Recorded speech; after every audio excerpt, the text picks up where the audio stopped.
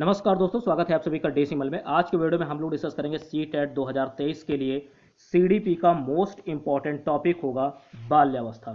इससे पहले हम लोग शैशवावस्था के बारे में डिस्कस कर चुके हैं।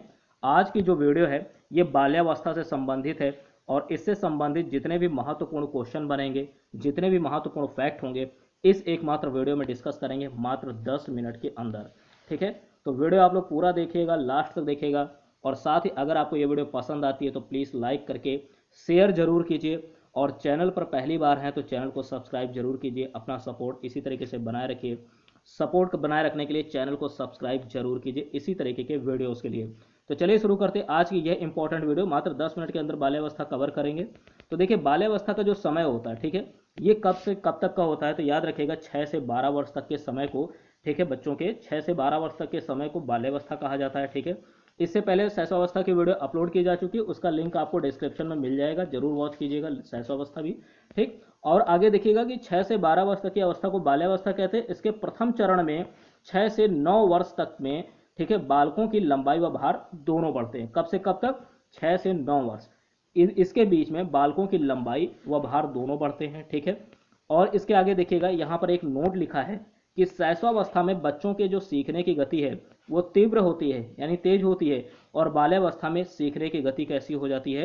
मंद हो जाती है। इंपॉर्टेंट फैक्ट है, इंपॉर्टेंट नोट है कि पूछा जाए कि शैशवावस्था में बच्चों की सीखने की गति निम्न में से क्या होती है? तीव्र होती है, मंद होती है, अत्यधिक तीव्र होती है, तो आप यहाँ पर तीव्र लगाइएगा। ठीक है, तो शैशवावस्था में बच्चों की सीखने की गति तीव्र होती है, जबकि बाल्यावस्था में क्या हो जाती है? मंद हो जाती है, स्लो हो जाती है। ठीक है, आगे देखेंगे। वजन की बात करते हैं तो वजन में देखिए इस अवस्था में बालक व बालिकाओं के भार में अंतर होता है। ठीक है, बालक और बालिकाओं के भार में अंतर होता है 9 से 10 वर्ष तक।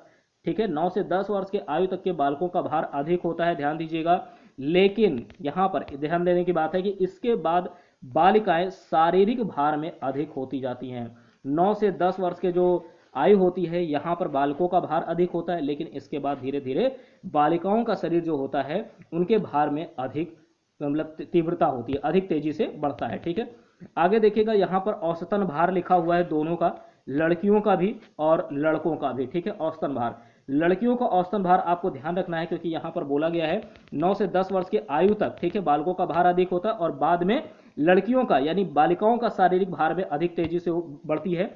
तो यहाँ पर लड़कियों का जो औसतन भार होगा वो 29.5 किलोग्राम और जो लड़कों का औसतन भार है वो 28.5 किलोग्राम होगा। ठीक है, याद रखिएगा, लड़कियों का ज़्यादा होगा और लड़कों का कम होगा। ठीक, आगे बढ़ेंगे।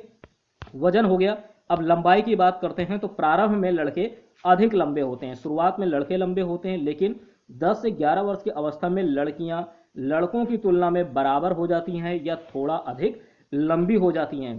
ठीक है, लड़कियों की जो लंबाई होती है लगभग में अगर बात करें औसतन की, ठीक है, तो लड़कियों की जो लंबाई है औसतन वो लगभग 128 सेंटीमीटर होती है और लड़कों की होती है 125 सेंटीमीटर। यहाँ पर आपने ये पॉइंट देखा ना कि प्रारंभ में लड़के अधिक लंबे होते हैं, लेकिन बाद की जो अवस्था होती है 10 से 11 वर्ष की, यहाँ पर लड़कियाँ जो होती हैं ये लंबी हो जाती हैं, या फिर ये कह सकते हैं कि ये थोड़ा बराबर हो जाती हैं।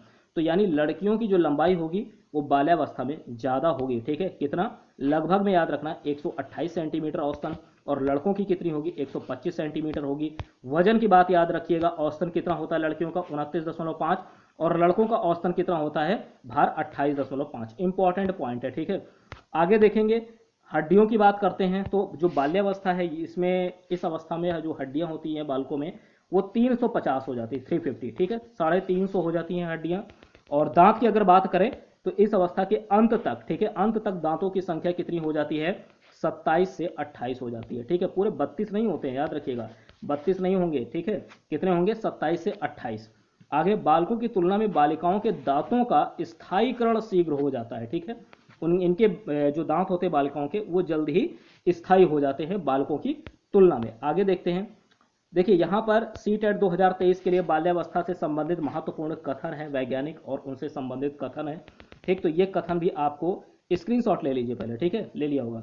अब देखिए सिगमंड फ्रायड क्या कहते हैं, बाल्यावस्था से संबंधित है। ठीक है, सिगमंड फ्रायड क्या बोलते हैं बाल्यावस्था के बारे में कि बाल्यावस्था को काम की प्रसुप्तावस्था कहा जाता है। ठीक है, इन्होंने कहा है सिगमंड फ्रायड ने कि बाल्यावस्था को काम की प्रसुप्तावस्था कहा जाता है, जबकि किलपैट्रिक क्या बोल रहे हैं? किलपैट्रिक महोदय का कहना है कि बाल्यावस्था को प्रतिद्वंदात्मक समाजीकरण का काल कहा जाता है। ठीक है, किलपैट्रिक ने कहा है कि बाल्यावस्था को प्रतिद्वंदात्मक समाजीकरण का काल कहा है।